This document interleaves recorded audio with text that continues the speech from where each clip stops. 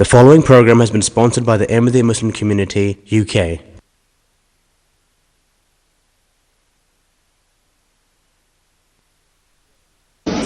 Now this is a question and answer session with which you are quite familiar now. I would invite the first questioner sitting before the microphone, and after that the remaining girls can take their turn. Please give me the spectacle. The microphone is adjusted far too high in comparison to the average height of girls. Achha, this one is all right. Assalamu alaikum.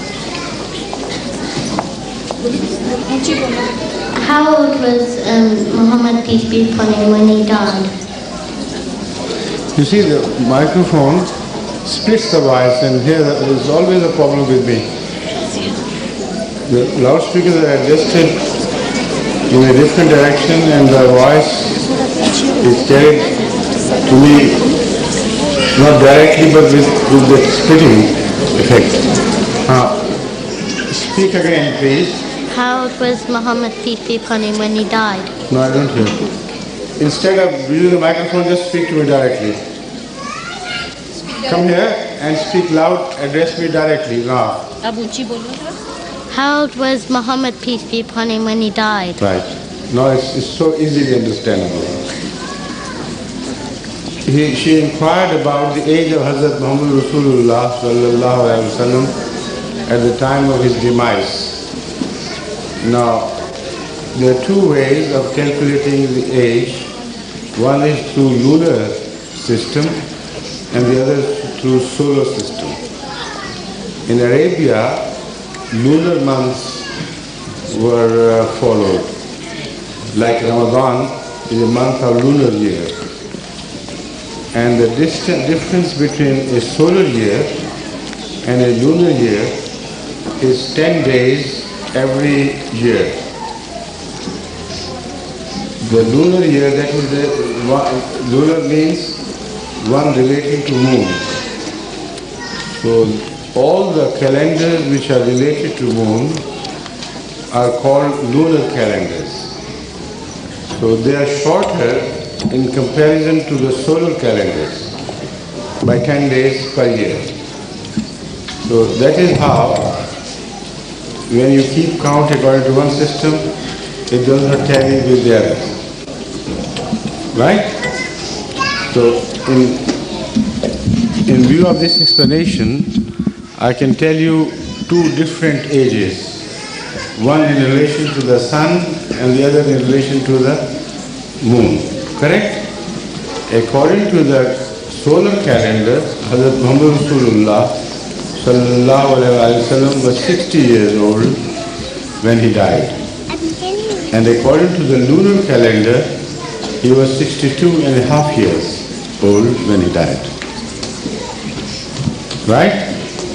The difference is, I think, more than 10. I'm not very sure, but this is exactly how it tallies. 62 and a half years according to the lunar calendar, and 60 years according to the solar calendar. Next, please. Would you kindly vacate this place for the next questioner? Assalamu alaikum, Hazur. Wa alaikum assalam. Does Islam allow us to give away the organs of our body after we die? That's right. Islam does, with certain conditions. If the person who donates his or her organ does not have a personal risk of life, then there is no objection. If the person donates the organ after his or her death, even then there is no objection whatsoever.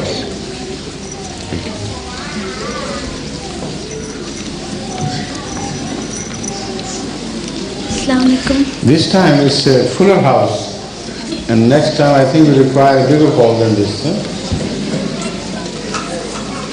Yes, please. Assalamu alaikum, Hazur. Shafi, you are halfway between the two microphones. Hazur, in the Quranic Kareem it says that Allah Ta'ala is only one, and how come Allah Ta'ala can be everywhere?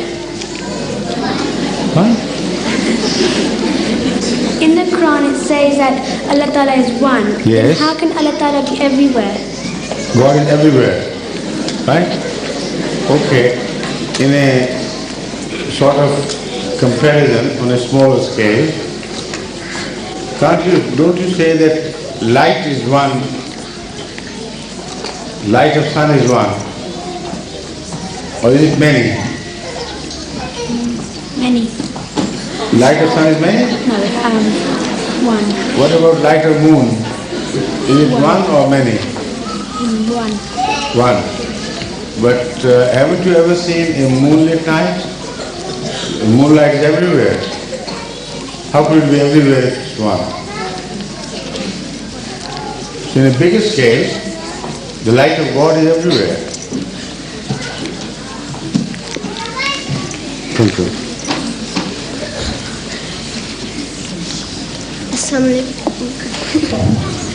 Assalamualaikum. Wa alaikum salam. How do we know if the Holy Prophet said, if God forgives us when we ask Him to forgive us if we do something wrong? Come on. How do we know that God has forgiven us when we have done something wrong and we ask forgiveness? I see. This is a very good question. Have you ever, just a minute, please keep standing for a while. Has your mother ever been angry with you? Sometimes. How do you know she has forgiven you? Pardon? How do you know that she has forgiven you? Because she tells me. Huh? She tells me. Not otherwise? If she doesn't tell you, then you will never know. No. No, that is a wrong answer. If somebody is angry, he shows his anger with signs. The person who is displeased, he sits with a glum mood and, doesn't negotiate with you, communicate with you freely, doesn't smile at you. So God also gives the signs of His pleasure, shows the signs of His pleasure and displeasure. And it is deeper in the consciousness of man that one begins to realize if God has forgiven or not forgiven.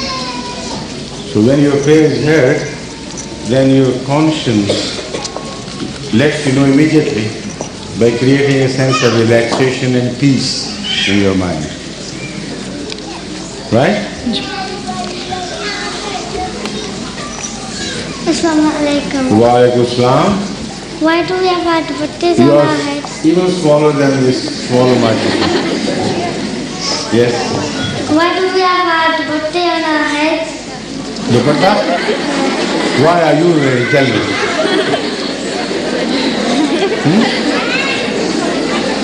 You see, it has many purposes. This dupatta for ladies is like a cap for men. This is not working now. Now can you hear me? Alright. Now dupatta to a girl is like a cap to a boy. Now we cover our heads in Islam out of a mark of respect, one thing, and out of having a consciousness of responsibility. When you uncover your head, you feel relaxed as well as responsible. And your behavior also becomes more free. But when you are wearing a head cover like a dupatta, inside she's feeling very responsible now. She wouldn't misbehave while wearing a dupatta. The same is the psychological advantage gained by wearing caps, etc. So Islam, by encouraging covering our head, particularly at the time of visiting a mosque or appearing before your elders, creates this sense of responsibility on the one hand, and also it inculcates in you a sense of respect for your elders. And because God is the eldest, biggest, so whenever you go to the mosque, you must cover your head. And whenever you say your prayer, even in your own houses, you must cover your heads. Right? Got it? Good. And also, I must tell you a little thing. You look prettier with this cover on your head. Yeah? Don't you?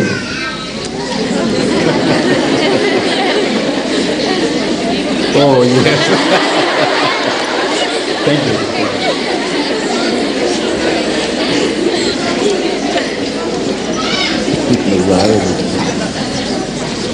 Yes, please. Assalamu alaikum. Wa alaikum salam. Where do we read namaz? ये फिर काम नहीं कर रहा हाँ. Why do we say namaz? Namaz is the means of our communication with God, and we must pay our homage to Him and express our love to Him and seek His assistance and forgiveness and so many things for which we pray. So it's a very important means of spiritual livelihood. For livelihood, you require food and other provisions. So for spiritual life also, you must have a livelihood, a system of livelihood, whereby you earn something to support your soul. And the prayer provides us with that means to remain spiritually alive. Got it? All right, thank you. Assalamu alaikum wa rahmatullahi Wa alaikum salam. What is going to happen to the sun and the moon when the world is ended?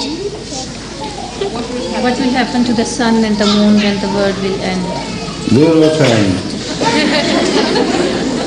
Everything will be eaten up by a black hole, a huge black hole. Everything will be completely consumed by that black hole, and this will also disappear. So there will be nothing left but God.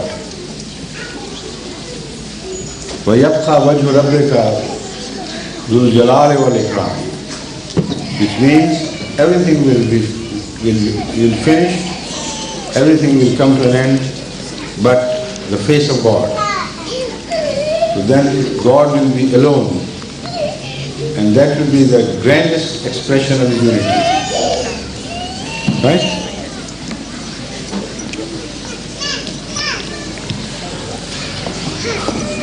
Microphone. Assalamu alaikum Huzur. I like to ask you a question. Hazrat sallallahu alaihi wasallam, when he used to pray, did he say his name? When he did what?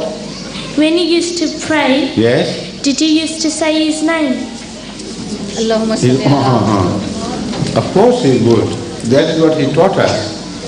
That is what Allah taught him. So in that respect, he became a prophet as well as a person who was praying for the prophet. So in a manner of speaking, when he said Muhammad and sent durood upon himself, that was in the capacity of his being a prophet of God. Thank you, Huzur. Thank you. Assalamu alaikum Huzur. Wa alaikum salam. Why are some food haram for us? Why Why are some food haram for us?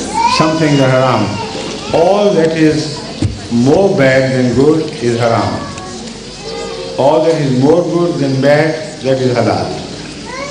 Now this is a philosophy clearly mentioned in the Holy Quran behind all injunctions relating to halal and haram, that is forbidden, two things which are forbidden or permissible. Right? Allah knows best. He is the creator. He knows what is good for mankind and what is bad for mankind.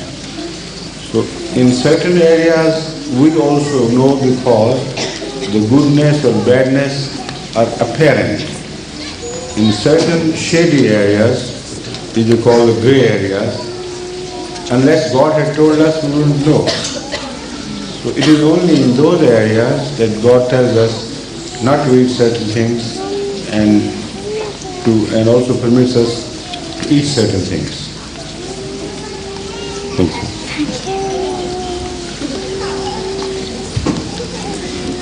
Assalamu alaikum, Hazur. Now this is your microphone for you. Come closer here. Assalamu alaikum, Hazur. Why isn't it important for the ladies to wear niqab during Hajj? Lord, I know the question, but it's not been heard by others. Okay. Why? Yes, you're right. Why isn't it important for the ladies to wear niqab during Hajj? Why it is not essential? Yeah. Why? In fact, it's not a question of why it's not essential. They are told not to wear any niqab. No parda in Hajj. The sort of parda we know. But why? I'm going to tell you. Hajj is a very special occasion where God expects every participant of Hajj to be totally clean of all sin. And it is expected of all who answer this call from Allah that when they gather there, they will shed all their sinful attitudes and malintentions behind. And when they come there, come to the Hajj, they come with a pure heart. So in effect, it's a sign of high expectations from Allah of all those who go to pilgrimage. So that is what actually happens. The whole atmosphere is so pure and is so spiritual that unless somebody has a very diseased heart, you would never think of bad things. Shukriya, Hazur. Assalamu alaikum, Hazur. Wa alaikum. I'd like to ask you today, what rites and things must we do before and during and after going to Umrah? Before? Before going to Umrah, during Umrah and after Umrah. Are there things we must do? Before what? I couldn't follow. What should we do before going to Umrah and after doing Umrah? Were you saying Umrah? Yeah. No, I didn't follow you. You see, all that you do before Umrah is described as far as the technicalities are concerned in certain literature which is published by the Jamaat. And you can go through that. You have to do ihram, for instance. Ihram is the special dress in which you are attired. You wear a certain dress made of 2 sheets only, which are not sewn. And then you have to have a very clear intention in your mind that I am going to do this Umrah.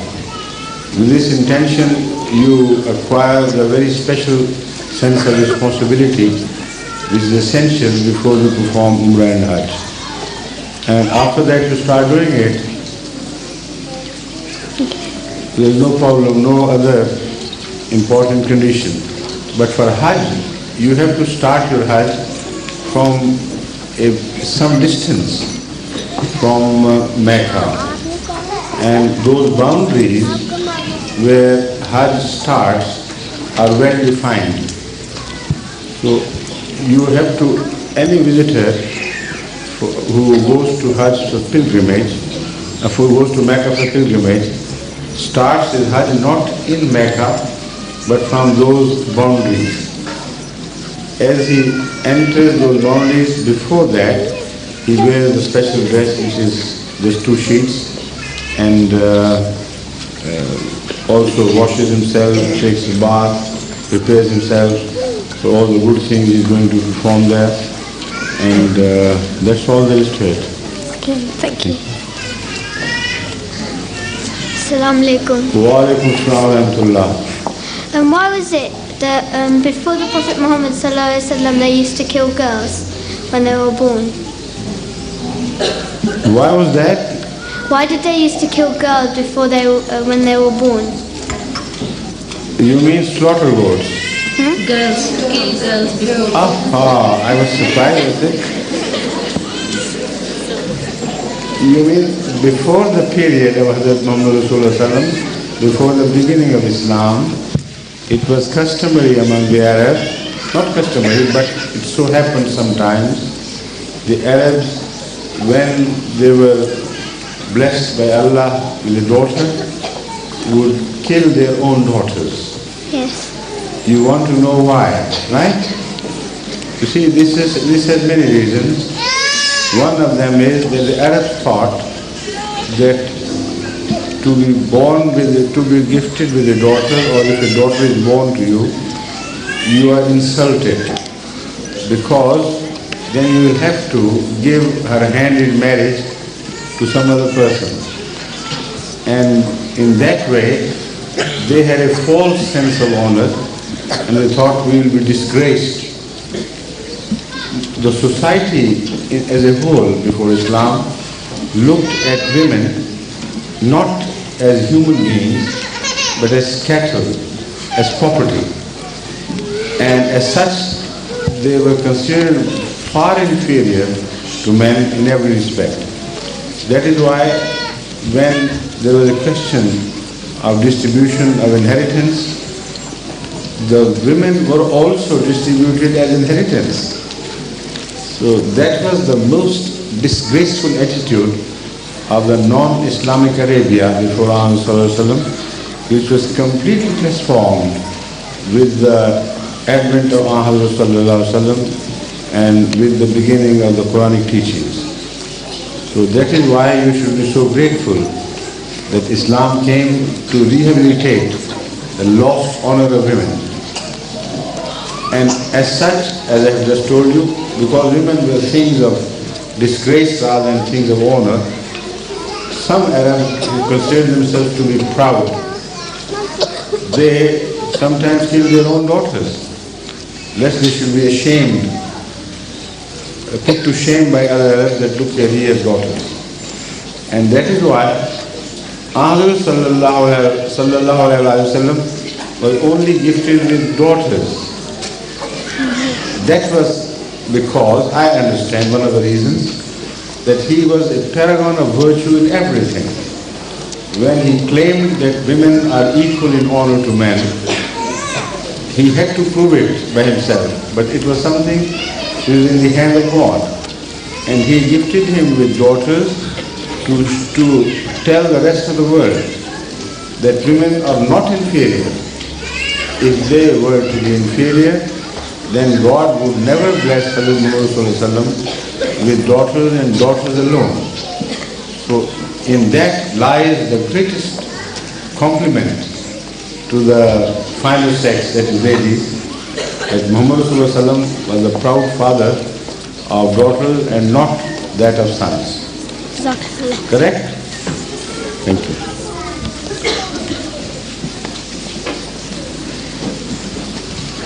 Assalamu alaikum.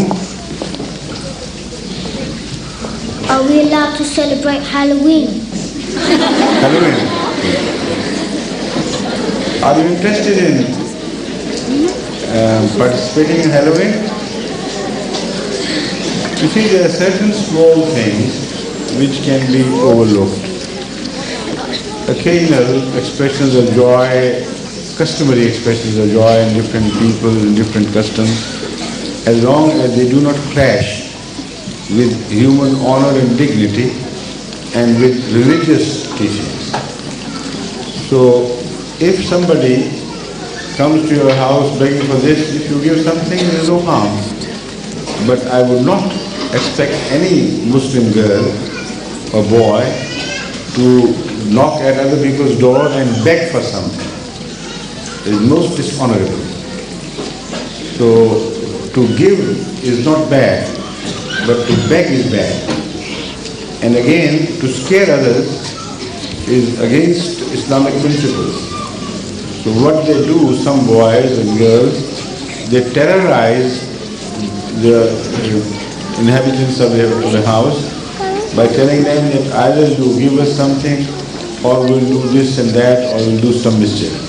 So that is also very wrong, isn't it?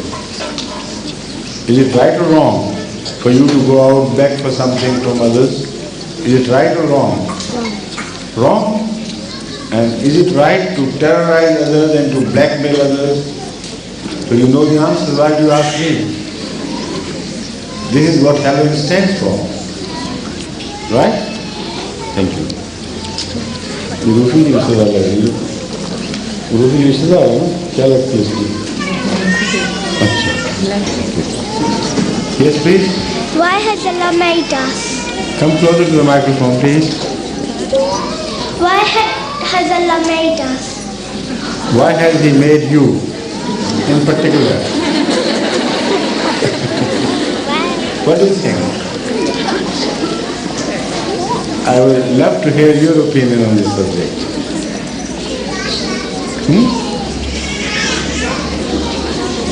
Can you guess? No? No idea whatsoever. Do you like being what you are? Do you enjoy life or not? Do you want to live or not? Tell me. Yes. Huh? Yes. So He has done something good to you. So when somebody does something good to you, don't ask questions. Why do you do good to me? Right? Thank you.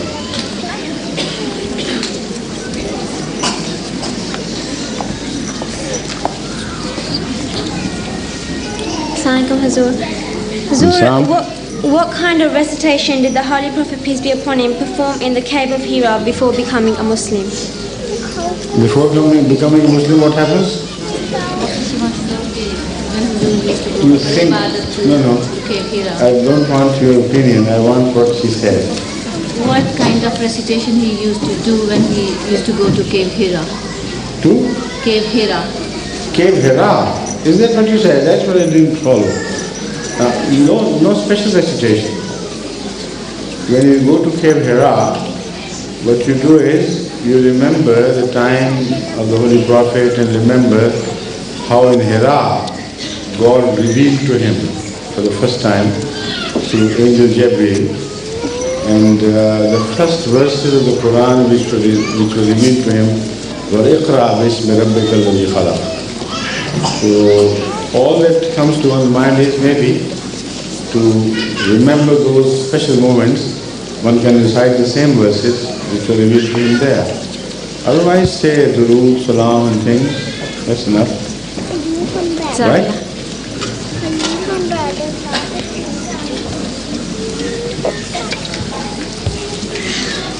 Assalamualaikum Hazur. Wa alaikum salam. What have you done to this man? Yes, please. I would like to ask that why did Hazrat Khadija take Hazrat Muhammad sallallahu alaihi wasallam to Waraka bin Nawfal? What did Hazrat Khadija say to Rasulullah? Why did she take him to Warqa bin Nawfal? Hazrat Khadija. I think these subjects have been taught here in this class because freshly, all the children seem to be freshly aware of certain topics of Islamic history and things, and that is why they are framing their questions with reference to them. Is that right? So why did not your teacher tell you why Hazrat Khadija took Hazrat Rasulullah to Warqa bin Nawfal? Didn't she tell you, your teacher? Didn't your teacher tell you the answer to this question? No. Were you not permitted to ask questions at the end of the class? I haven't done this subject in my class. No? I just studied this subject in my class. No, here, in the Lajna class I mean. Where did you read that? Pardon? Where did you read this bit of information? I was reading it in the book. In the book, right. I thought you heard it in a Lajna class here today and you wanted to inquire further about these things. Now I understand. You see, Hazrat Rasul Akram sallallahu alayhi wa sallam was a very, very humble man. When Archangel Jibreel appeared to him, although he knew what had happened, but he was afraid for himself and said, what was happening to me? And he started trembling with the overwhelming awe of God's revelation, which appeared to be very majestic and very powerful.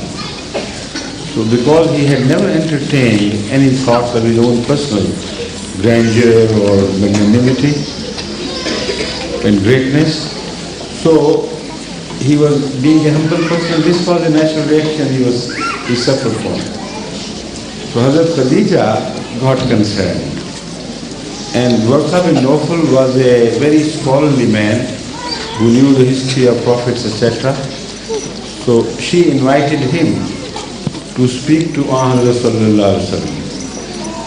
And when he inquired from him directly regarding his spiritual experience, which had, created such worries and concerns in him, he immediately understood that he was in the process of being a prophet. And these things happen only to the true prophets of Allah. So he assured him, he said, there is nothing to worry about your health or your own psychic disorders if you think it may be something of that nature, because he said, I know the history of religion, and I know that your experience indicates only that you have been chosen by God. So that was the reason why Hazrat Khadija wanted his counsel for Muhammad, and it was a wise decision because it helped. Right? Thank you. Yes, please. Next. Assalamu alaikum. Assalamu alaikum. Yes. Why do you have to get to marry some? Why do you have to marry someone you don't want to? You have to marry someone you don't want to. What a question from a young lesbian like of your age. Nobody forces you, remember this, nobody forces you to marry someone whom you do not like to marry. Islam does not permit any parent to force their daughters or their boys to marry someone whom they hate, they don't like. So if this is your fear you are living with, forget about it. Have restful sleep from now on. Okay? Thank you.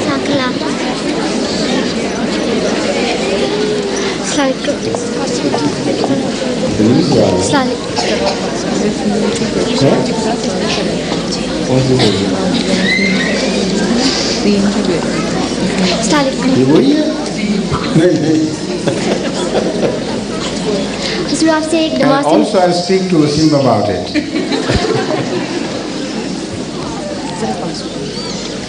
हज़ूर आपसे एक नमाज के मुताबिक बात पूछनी है कि जब हम सजदे में जाते हैं तो हमें हमारी निगाह कहाँ पर होनी चाहिए?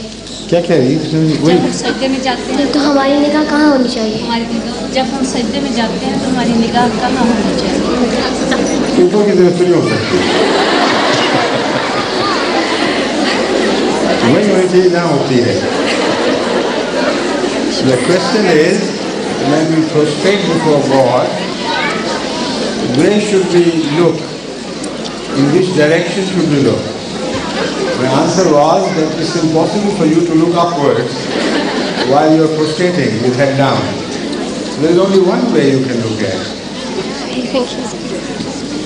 There is only one thing you can look at, the earth underneath you, right? Or the floor underneath you. Assalamu alaikum. Wa alaikum salam. My name is Shmaila Mee. My question is, why do we have to wear something on our heads when we read Quran Sharif? Why do we have to put something on our head for reading Quran Sharif? Something on? On our head for reading Quran Sharif. I have already answered this question. During the very first question, why we wear headdresses, dupattas, etc. Were you not here when the question was asked? What did I say in answer to that? I told you that it's a mark of respect. Whenever you appear before your elders or you do something which requires respect, then you cover your head. And because the Holy Quran is the holiest thing you can recite, so out of a mark of respect for the Quran, you should cover your head. Right? Thank you.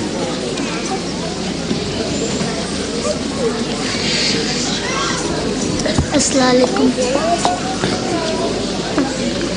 If the shaitan did the sajda, would everyone be Ahmadi?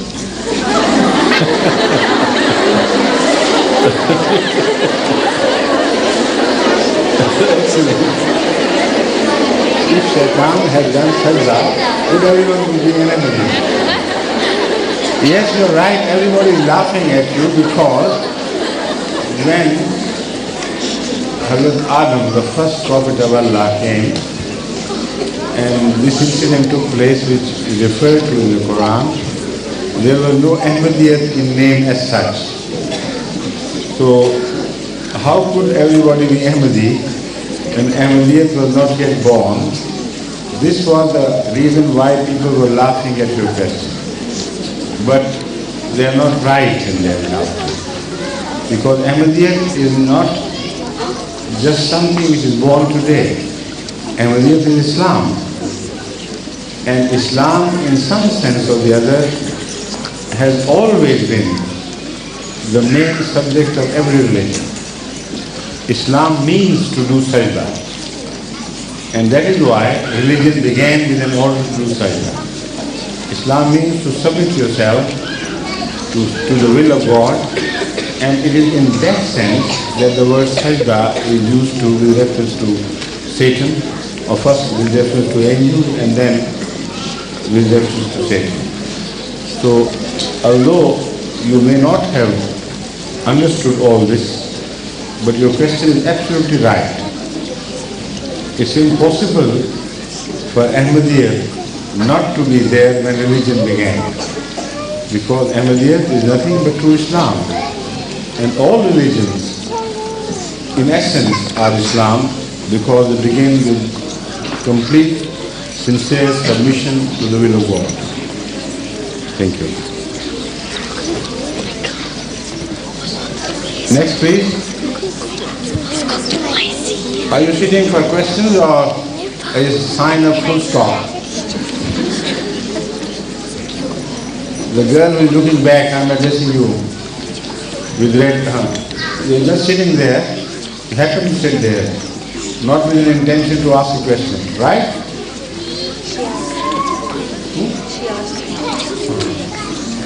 So, we still have some time, haven't we?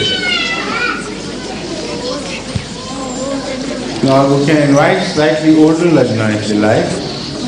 If the young Lajna is already exhausted in the questions, I would like someone else to come and fill the vacancy or the void.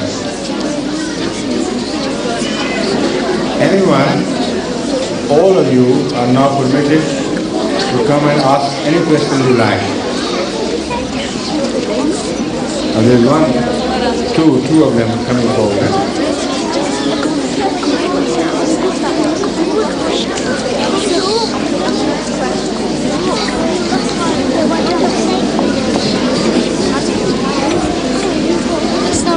Assalamu alaikum.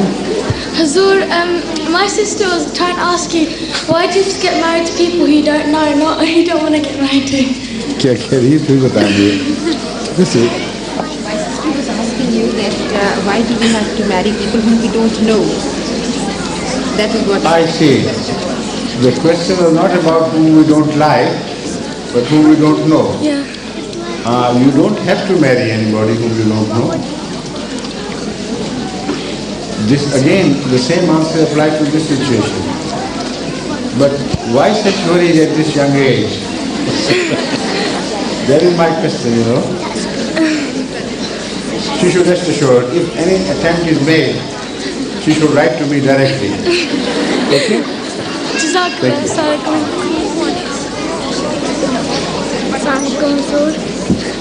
Assalamu alaikum. Miss Rosie, how are you?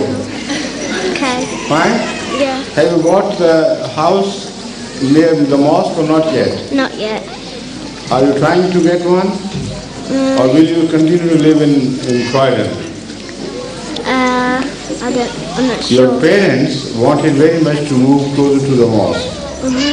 And this morning I asked your brother if they had succeeded in getting a house close to the mosque, and he told me that yes, the negotiations are about to be matured.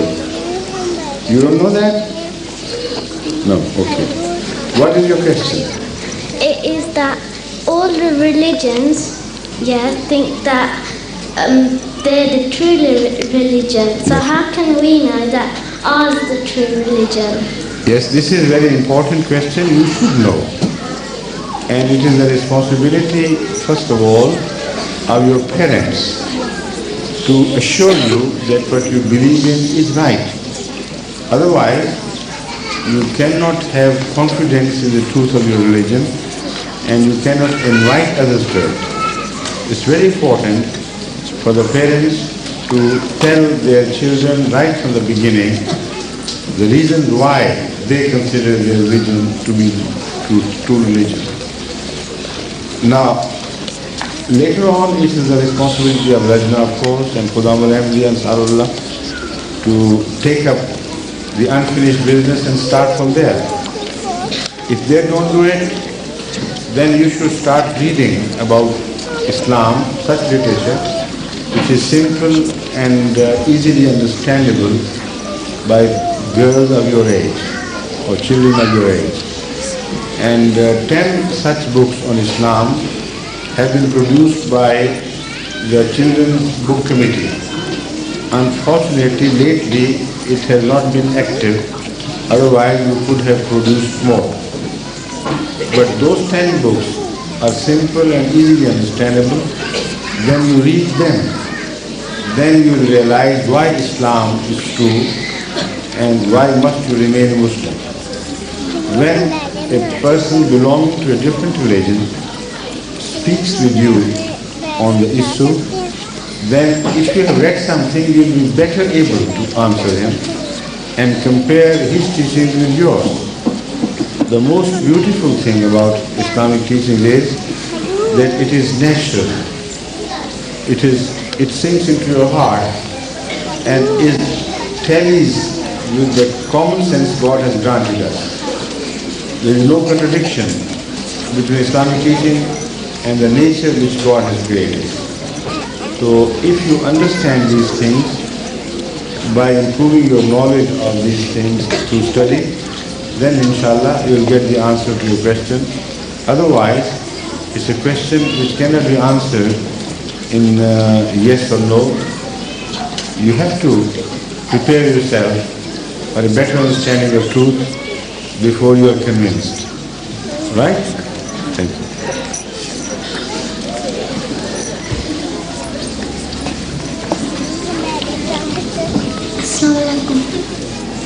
Wa alaikum salam.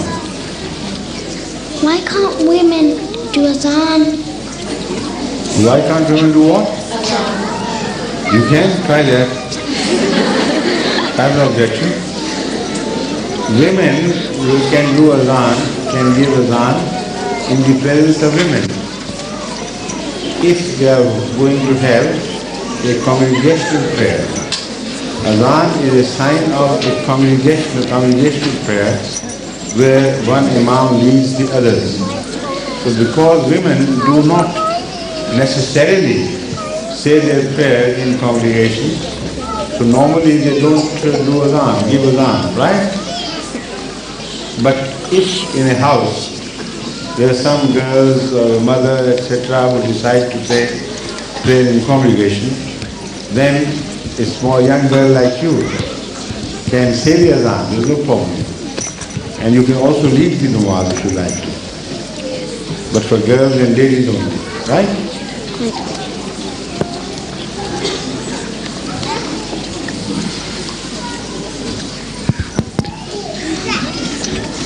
Assalamu alaikum. Wa alaikum. Hazur, my question is that we know that we are believers and one day we will go to heaven. But about the other people who believe in other religions, isn't there any one of them who's going to go to heaven? You see, the question of who will go to heaven and who will not go to heaven is finally to be decided by God. And God will decide this issue in accordance with the capacity of every person. Capacity of every person to understand, the capacity of every person to learn the truth, to accept it, and to act accordingly. So because our capacities differ, and it's a matter of head and heart, which we cannot reach through our cursory vision. So it is always safer for you to leave the matter to God of deciding who will go to heaven and who will go to hell. But this much we can say, that Islam is the final religion revealed for the mankind. If anyone receives the message correctly and rejects it, then he himself shuts his doors to heaven. This is apparently what we can say. But whether he will certainly go to hell is not for us to decide. Allah knows best. He knows whom to forgive and He knows whom not to forgive. Thank you.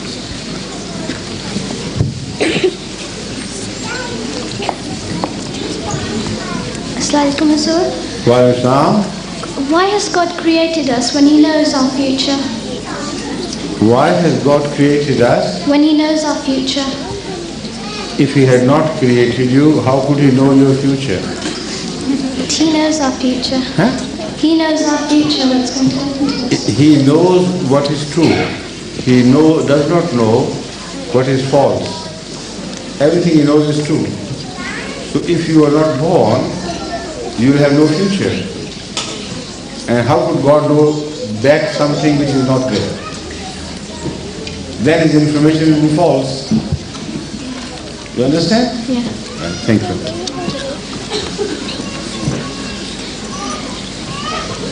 Yes, pull it down to your height, yes. Hazur, Pull it down further. Hazur, who will be the next Hazur after you? Please. Speak loudly, don't bother about other reaction. Who will be the next Hazur after you? Allah knows best. No man can imagine because God makes the next Khalifa. So nobody knew who was to be the Khalifa after the first Caliph in Ahmadiyya. The same applied in the case of the second and the third. So the same will be the case about me. Allah knows best who will be the next Khalifa. Right? Thank you.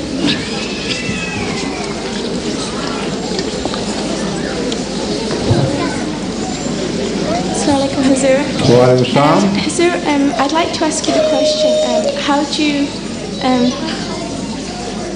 do you feel about euthanasia?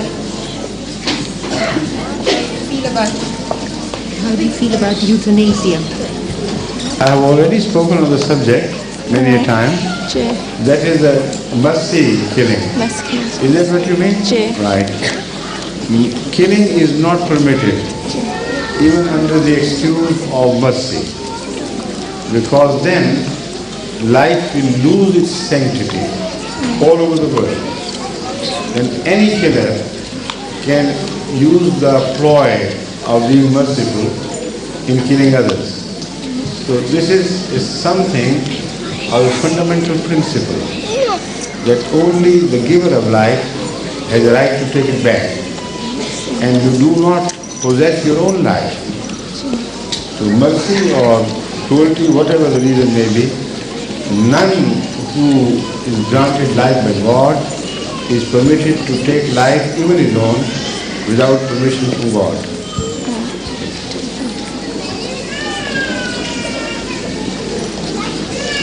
Assalamu तो पीने से मिल रही मैं तो पीने में कोई और है You haven't introduced yourself. You know, when you came, you looked like one of my nieces, Pili, who is here nowadays.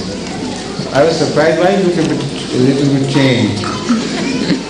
Who are your parents? My father's Gamari. Huh? किसकी बेटी है ये? Right, I know. Dr. Kamaramini's daughter. You have grown very rapidly now. Okay. Assalamualaikum. Wa alaikum salam. Hazur, I'd like to know, what religion did Adam and Eve belong to? What religion Adam and Eve belong to? Religion. Religion. Islam. As I already said, the word sajda indicates that all that was demanded of them was to submit to the will of God. So when Adam did, then the angels were told to submit to him, because he became the sort of channel to express the submission to God through the prophet of God as he was. So their first religion was Islam.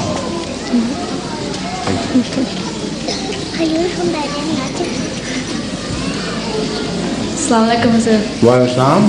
There is a hadith, innamal a'malu binniyat. These will be judged only by intentions. On? So, Innamal a'malu binniyat. What about that? Say it again, please. will people be punished by God if they are only trying to do the right thing for their religion, just like we are trying to do the right thing for our religion? Come, my helpers, please. Would Allah punish people even if they were doing the right thing by their own religion? Allah will not punish anyone who in his sight is true.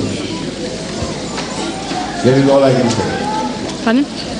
Allah will never punish anyone who in his sight is true, is considered true. If Allah knows anyone to be true and honest, then whatever he does, Allah will not punish him, because he cannot punish truth. Right? Even if he is a Christian? Beg pardon? Even if he is a Christian or a You Hindu? see, that I have given you the answer which is the essential, which is the very soul and spirit of this question. If a Christian rejects Islam, knowing that Islam is true, how could that Christian be called a true man? If the message of Hazrat Muhammad Rasulullah reaches him, and the message of the Quran reaches him, which is so powerfully logical, he rejects it and still sticks to his distorted image of God having a son and a mother, then how could that Christian be called a true man? So truth and falsehood don't go hand in hand. They are contradictory to each other. So when I said that, I meant in the final analysis, God knows best. If somebody adopted something genuinely with honesty, like the innamal a'malu binniyate gives us the message that ultimate origin of all our intentions is either bad or good, and God knows best. So instead of trying to be judged here on earth on the matters of which we do not know, it is better to leave the judgment to God, who will be the rightful judge at the end of the universe when we appear before him. Right? Okay. Assalamualaikum. Wa alaikum salam. Is that a question? Yes. Why can't we read namaz at midnight? At midnight? You can? Midday. You can. Midday. You can't read namaz as you say read, but we normally say namaz or perform namaz. We don't perform namaz at midday as well as the time of sunset and at the time of sunrise. Because Ahmad sallallahu alayhi wa sallam has prohibited us from doing that, because prior to Islam, sun was worshipped as a god. and particularly 3 periods in the sun's daily routine were considered very sacred, and sun was paid homage, especially at the time of its rise, at the time when it reached the zenith, at the highest mark in its parabola which it makes, and then at the time of sunset. So to reject this tradition, this custom, as false, Hazrat Rasulullah said that do not say your namaz during these periods, because some people may mistake it to be your worship addressed not to God but to sun. Right? Thank you.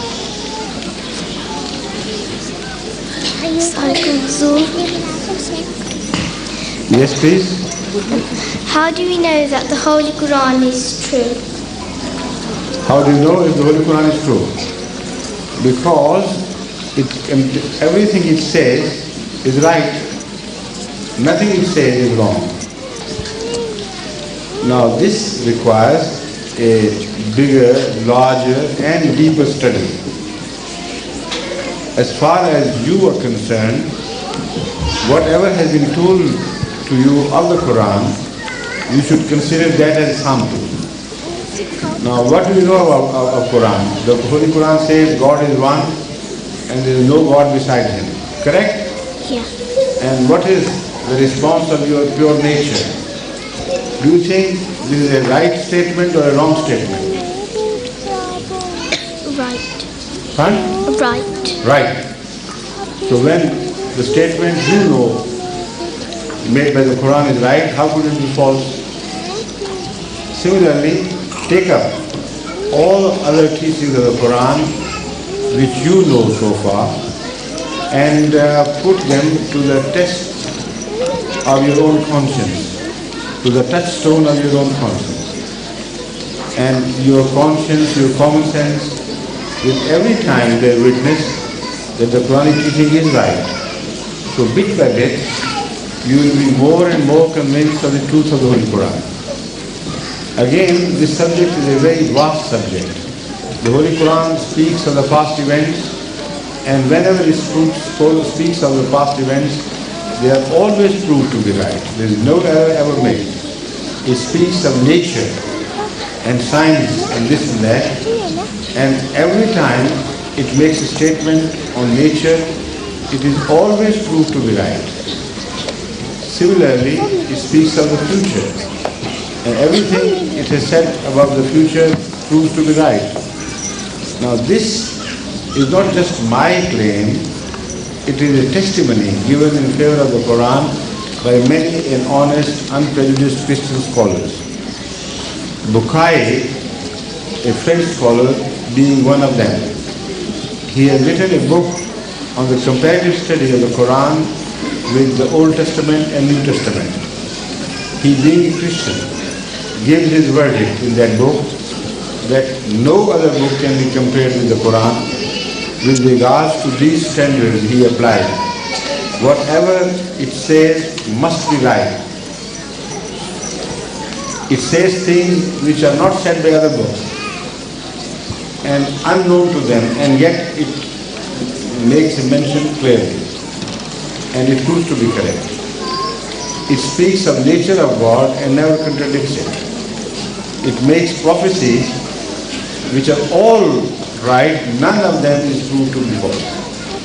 So by applying these standards, he compared the teachings of the Old Testament, the New Testament and the Holy Quran, and he gave in the end the clear verdict that according to my formula applied to verify the truth of the Quran and the others, I have found the only book which stood the test was the Holy Quran. And no other book stood this test which I applied myself. So that is what Bukhari says. So I think you are too young to read such serious books as his, but in essence I am telling you that it is not just we the Muslims who claim the Quran to be right, but even the unprejudiced non-Muslims, when they make their study, they have to agree that the book is right. Right? Thank you. Are you going to get a full stop now? It's time for us to go. Yes. Huzur, 2 more girls have turned up, but these are some questions Okay, that quickly. we can send. We'll quickly dispose of the questions. Shall I do these first? हुजूर ये उर्दू में है, यहाँ पर मैयत को लाजमी ताबूत में डालकर दफनाते हैं, जबकि गैरस जमात उलमा आजकल इस बात पर जोर दे रहे हैं कि ताबूत में डालकर दफनाना गैर इस्लामी है, सिर्फ कफन में डालकर दफन करना चाहिए। हाँ, गलत है ये। The non-Ahmadis have no right to declare this custom to be un-Islamic, because according to the Quran, the bones of earlier prophets were carried from one place to the other, and even Hazrat Yusuf's bones were transferred to the Holy Land much after his death. So it is wrong to say that you should not bury somebody in a coffin. Taboot is mentioned in the Holy Quran, which is a coffin in fact. Among other translations of the word taboot, one is simply a coffin. Okay? The other question is from Mrs. Tahira Selby, and she wants to find out that why is it that if you fast for the first 6 days after Eid al-Fitr, it will be counted as fasting for 1 whole year? The answer is should be very obvious, because I once related this issue to that of Wasiyah. You can't give all you have, otherwise you can't survive. So the Holy Quran, in principle mentions this, but in particular, in Ahmadiyyat you find that you can give up to 1/10 of what you possess normally. Now, if you add 6 days to the 30 days of Ramadan, it works up to be exactly 1/10 of the whole year. So this is a grace from Allah. Instead of requiring us to give everything or to fast the whole year long, out of His kindness, He says, if you do it 1/10, I will consider it to be the whole 1 year. And this formula is applied even elsewhere, because it is commonly known that God gives the reward at least 10 times to the goodness you perform, to the act of goodness you perform. So that also is applicable to this. You have 10% of the year you have rosa, and God, out of His grace, will consider it to be the alternative for the whole year. Thank you. Jazakallah.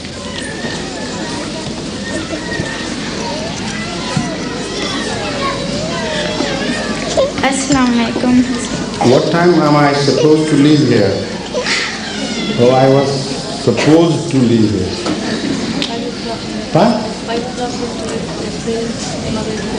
5 o'clock? That's right.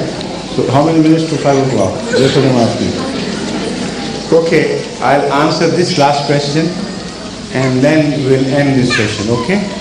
Because people will be waiting for me in the mosque for me to lead the prayer, right? Otherwise I could sit for hours with you, but they have chosen a time which would end exactly in 1 hour. I have no choice left now, right? Do Muslims believe in reincarnation? Do Muslims believe in reincarnation? No question of that. If you believe in appearance before God, how could you believe in reincarnation? Your soul departs forever, and the Holy Quran is very categorical in this regard. It says whoever dies would never return to this earth. The soul which parts is part to another many-dimensional world, which has no relationship with this material world. So it's all a Hindu myth and just living in tales and stories. Nobody who has parted can ever return. Thank you. Now, because of the prayer timing, I'm perhaps already late. I take leave of you now. Thank you very much for giving me this opportunity to sit with you for an hour and discuss things which are very important. The question raised gave me an opportunity to instruct you in many areas of Islamic teaching. So Allah bless you. Inshallah we'll meet again.